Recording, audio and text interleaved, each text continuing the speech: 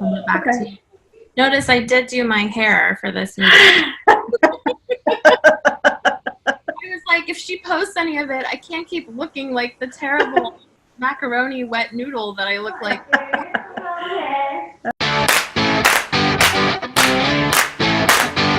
Say, hi. I told her you were going to be here. Let me unplug this so she can hear you. Hi, Samara.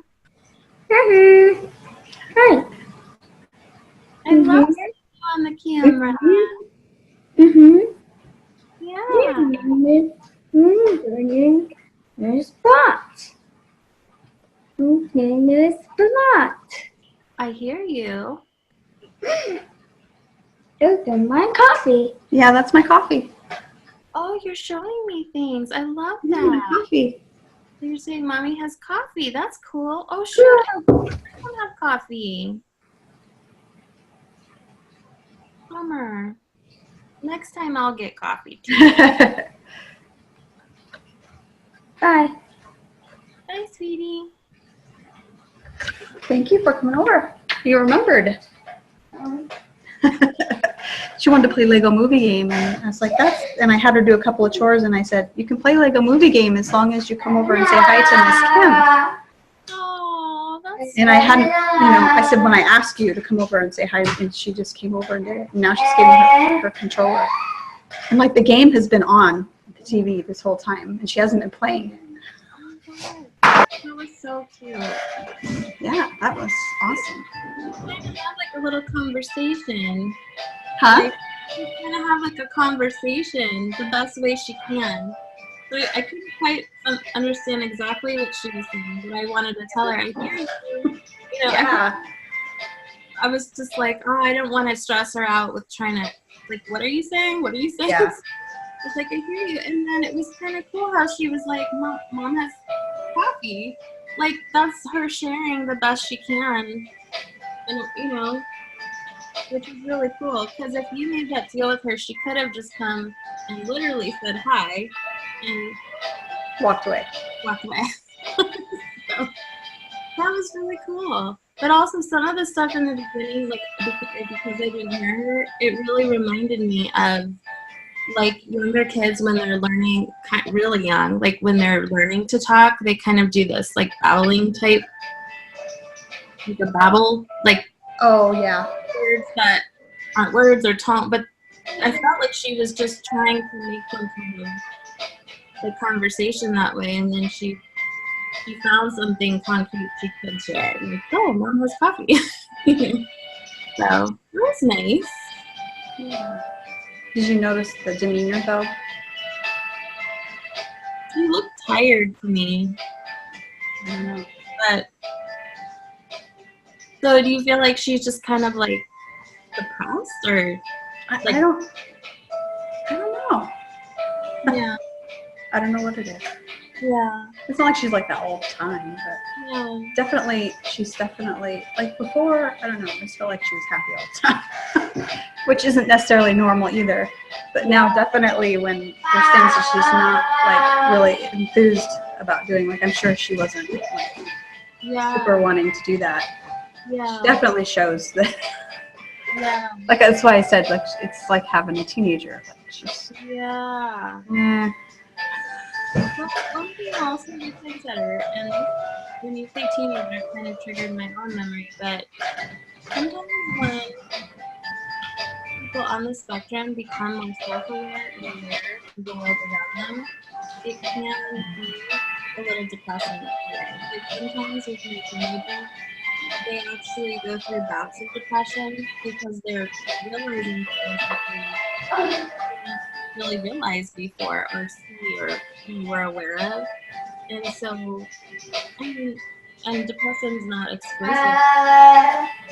And not everyone has depression, but it could be also, she might be realizing some things, like just kind of trying to process them and think through them a little bit and how to maybe manage her own emotions with what she's realizing, She can also just be tired. She works really, really hard, because you're tired, like, just helping her grow and providing her opportunities and creating right goals and all of that, this process is much more exhausting than, you know, I mean, she could be feeling kind of the after effects of, you know, therapies and changes and just, you know, maybe she just needs a break. Well, and that's I kind of feel like it might be just kind of a cumulative thing, like plus the awareness. Like, Yeah. I mean, when other kids were making mud pies and throwing rocks, she was doing 35 hours a week of therapy.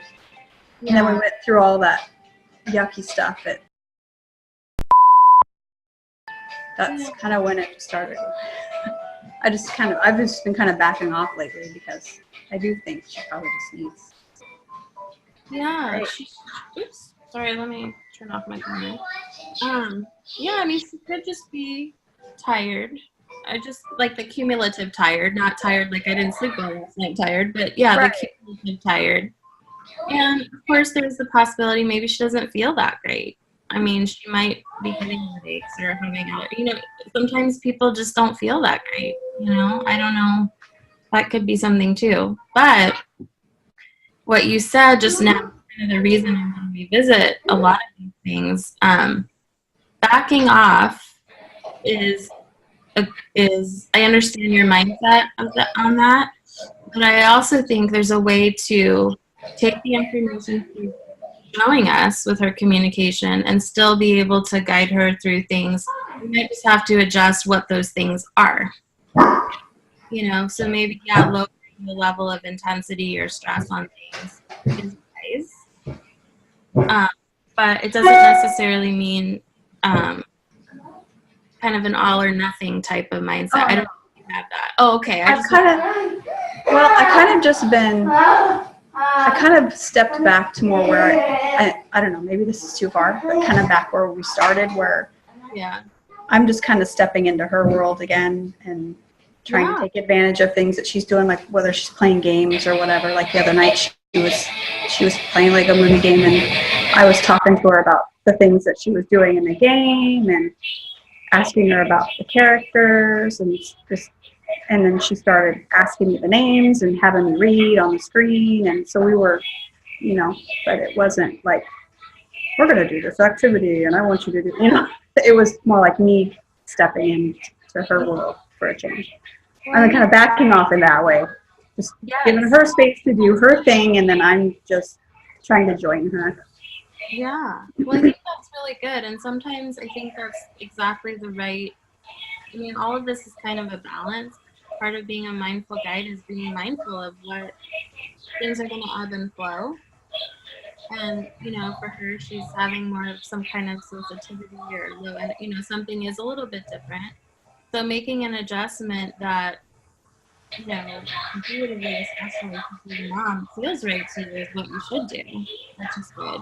And I was feeling that too the other day with her. You know, I brought that puzzle, and in my mind, I know you've told me she doesn't like puzzles, but I also remember the time where she kind of invited me to do a puzzle. And I remember that was one of the reasons I did bring it, is I thought, well, maybe she'll remember that. Like, I don't know.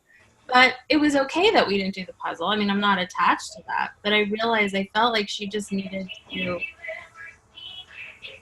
I mean, yeah, I could kind of sense that too, where it was more like she just needed maybe more of me to engage her in a way that's just much more sharing and fun and playful. And she actually likes that way better than doing an activity, because it's easier for her than, even with the communication part, it's easier for her than doing the fine motor stuff. Or and that's true. I mean, she's really come a long way with all that fine motor stuff too, by the way. I've just noticed. Oh yeah. I mean, and I know there has been a lot of that done, and you know, maybe that's hard work for her, you know, but I think there are also ways to, you know, not all RDI activities are activities, so to speak. I mean, you can be sharing and, you know, playful in your guiding too. It doesn't have to be super serious, for sure. And I think it's good to evaluate, some of the, just the balance that's needed right now. And I think it's good for both of you to do that. Because really the activity is just a frame to be able to highlight certain like emotional processes. That doesn't mean you have to, do everything in that frame per se. I mean, you can, when you're interacting with her and she's giving you, clues and information about what she's interested in and what she's, wanting to do, you can definitely join in on that and still be a good and mindful guide. You can totally do that. So it's not, but yeah, I mean, she may just be cumulatively tired. And honestly, that wouldn't be all that surprising. No. Hi. She's still here. Here, let me unplug so you can hear her. You hear her? Hi. Hi. I'm so happy to see you again. Hey. You're playing the Lego game? Mhm. That's cool. I feel bad we didn't get to play last time. I'm so sorry about that. We'll have to play it next time. You want to teach me? That'd be fun. Playing Lego game with Miss Kim? You can show me. Uh-huh. Yeah. Oh, that's Lego game. Yeah. Characters? I don't know how to play, so I need someone to show me. Yeah. Should be our teacher.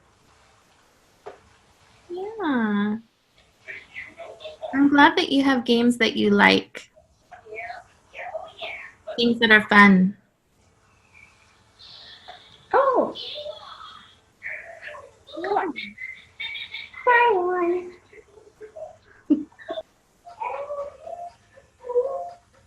So, I was kind of thinking that, did you have a chance to look at this sheet yet, or just Not really. I just got home from work. And printed it off, and I didn't really give a chance. Yeah.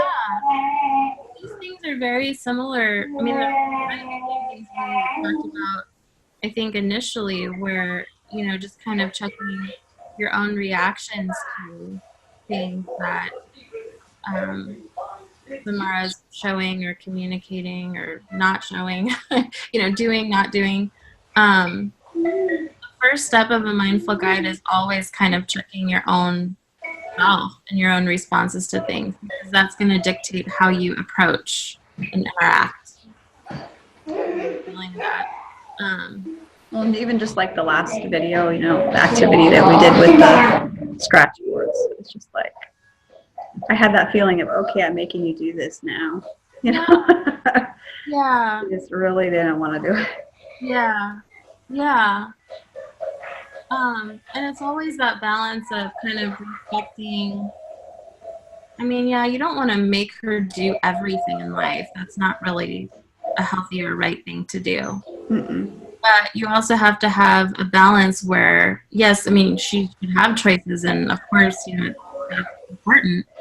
There's also times where some things you just have to set up because they are going to be like opportunities for growth. She doesn't really know what she doesn't know. And if she starts rejecting everything, it makes it very hard to provide growth opportunities.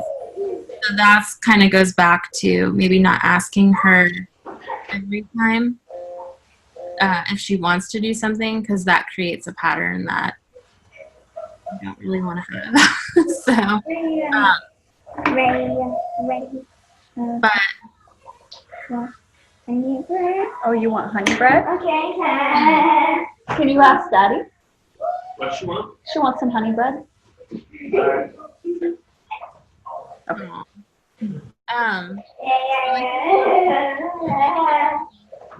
Like week or so, you can kind of notice certain things that, how you're feeling. Like, yeah, maybe, for example, oh, I invited her to, and this reaction produced, or her reaction produced this in me, or just like paying attention to how that makes you feel, so that you can be aware of how those feelings manifest in terms of guiding and interacting. You know, because some scenarios, so you might want to write down what the scenario is and her reaction, and then how that like triggers you, basically.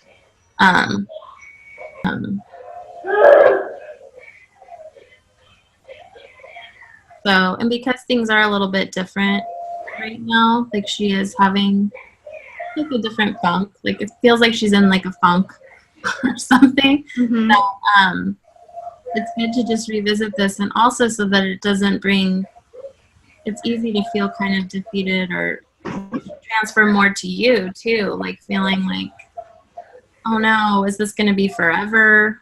Does this mean she's like, does this mean everything she's learned is going to go out the wind? I mean, I don't know what your thoughts are, but those are some common ones. Yours, you know, a lot of people have ups and they have downs, and I have to say, resilience is a very powerful, and the downs, you know, they don't feel good, but they don't last typically. I mean, it's kind of like a phase, like a season, you know, type of thing. But it can feel really scary, and it's actually confusing because she can't quite say how she's feeling, and she still doesn't want to use her communication device at all. Mm-mm. You know, I don't know, they got to figure out something better. Yeah. Because it's frustrating to use. It's frustrating for me to use. Yeah. It's so much to sort through to find the words. And she can make words. Yeah. You know, I mean, she can speak a little bit. Yeah. But I can't imagine if you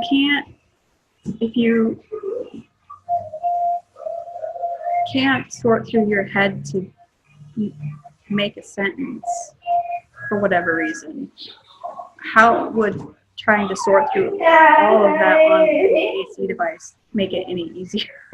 Yeah. That would be worse to me, and that's the way she acts when you get it out. She's just like, Yeah. you got to go through all the menus, and you know, that's why I got in the Acorn one, because with Acorn it learns your speech, like the things that you commonly pick, and so you put in one word and then it'll branch out. It calls a word tree, and so it'll give you like 4 or 5 choices of what to say, of what word to pick next. Mm-hmm. The problem with that is just the learning process for the program, because the child's going to have to use it quite a bit. Yeah. And do a lot of searching before it learns the Yeah. things that they commonly want to say. So that was kind of a problem. Didn't agree with me. But yeah, finding something. I'm trying to put in Messenger on her iPad. You know how Facebook has Messenger? Yeah. They make a kid's version. Oh, cool. And so I put that on her iPad, so I can go into Facebook Messenger and I can message her. Yeah. But she's afraid of it right now. She's afraid of it? Yeah, she's afraid of it. She's afraid of Instagram right now too. I don't know why. She used to be a long time ago, like Instagram, where they have the little faces, you know, and stuff that they do. Instagram? No, Snapchat. Oh, You know, on Snapchat, how you have the little faces and stuff. yeah. For a long time, she was terrified of that, and then she kind of got over it. And she would even, with the OT, they would do Snapchat together sometimes. Yeah. And she seemed to really like it. And now she's back to where she's afraid of it again. How do you know she's afraid of it? She looks. No, she like wants it away from her. She's terrified. Oh. But my thought process was, if I could teach her Messenger, that would kind of teach her to maybe Yeah. start to learn to text, even if we just start with emojis or something. He's a little bit older than her, Yeah. but she said I felt bad after he learned to text, like because his thoughts and everything, you know, he can, Mhm. you know, he was communicating so much more that way. Yeah. Just like she felt like she was talking like below him so much after she realized. That happens a lot.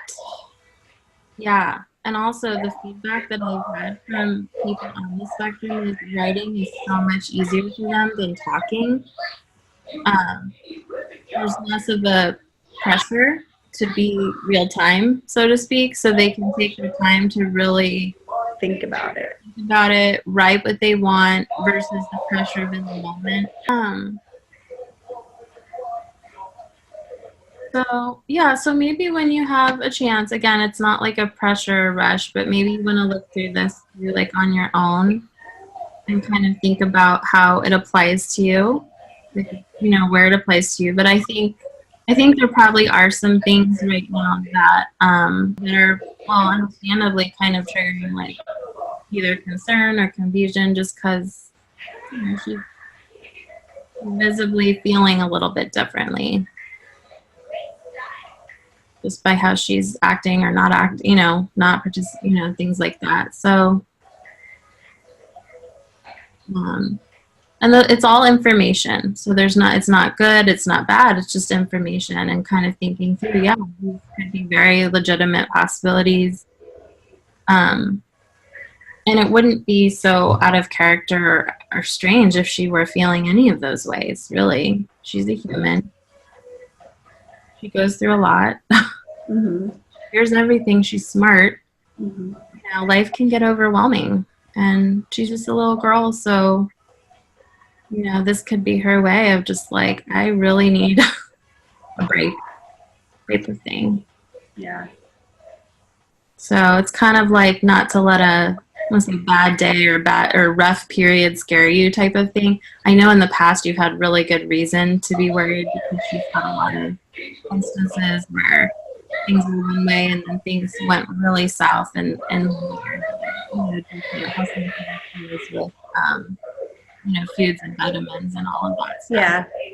So I can see where that puts you on high alert. Like, okay, what does this mean? You know, what's gonna happen next? But I think that just, you know, noticing that feeling and harnessing it to be very informational and productive is a way better guiding way to go than to be kind of stuck in that, you know, that tension or that fear.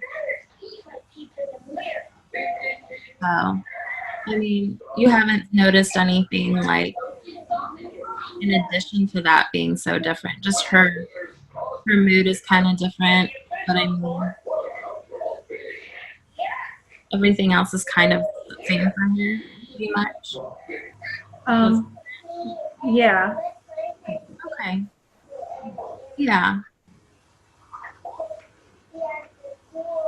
Okay.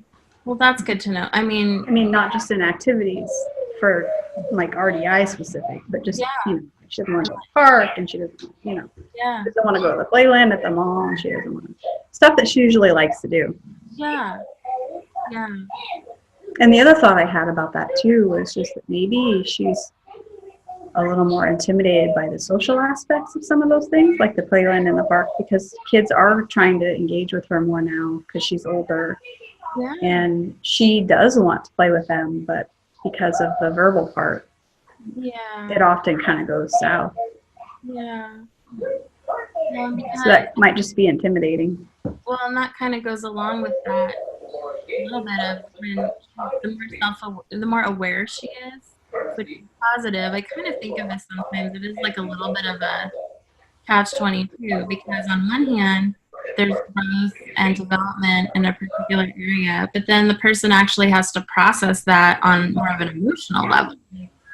Wow, maybe she's noticing I'm different. You know, that is a hard thing. And when you don't have the language to express it, what else are you gonna do? She could act out and throw tantrums, or she could withdraw, you know, and maybe she's just trying to kind of keep her in a safe zone where it's not so much anxiety, you know, to be put in this situation. But I think those are all very like understandable possibilities too.